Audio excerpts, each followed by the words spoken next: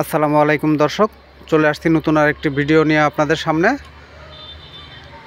এই গাভীটা দেখতে পাচ্ছেন মহিষা অস্ট্রেলিয়ান গাভী, বয়স 2 দাঁত, সাথে ষাঁড় বাচ্চা, বাচ্চার বয়স 2 দিন।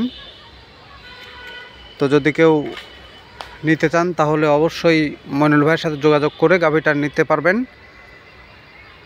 মইনুল ভাইয়ের ঠিকানা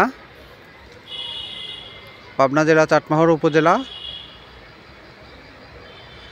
দর্শক দেখুন, গাভীটার দুধ দহন চলছে। ভিডিওটা অনেক লম্বা হয়ে যাবে, যার কারণে ওইভাবে দেখাতে পারলাম না আপনাদের শেষ পর্যন্ত। তো যদি কেউ নিতে চান তাহলে অবশ্যই গাভীটা নিতে পারবেন। মইনুল ভাইয়ের ফোন নাম্বার 01738655599। তো দর্শক, যাই হোক, ভিডিওটা আমি আর লম্বা করব না। যদি কারো ভালো লাগে অবশ্যই মইনুল ভাইয়ের সাথে যোগাযোগ করবেন এবং স্ক্রিনে নাম্বার দেওয়া থাকবে, চাইলে ওখান থেকেও নাম্বার নিতে পারবেন। আল্লাহ হাফেজ।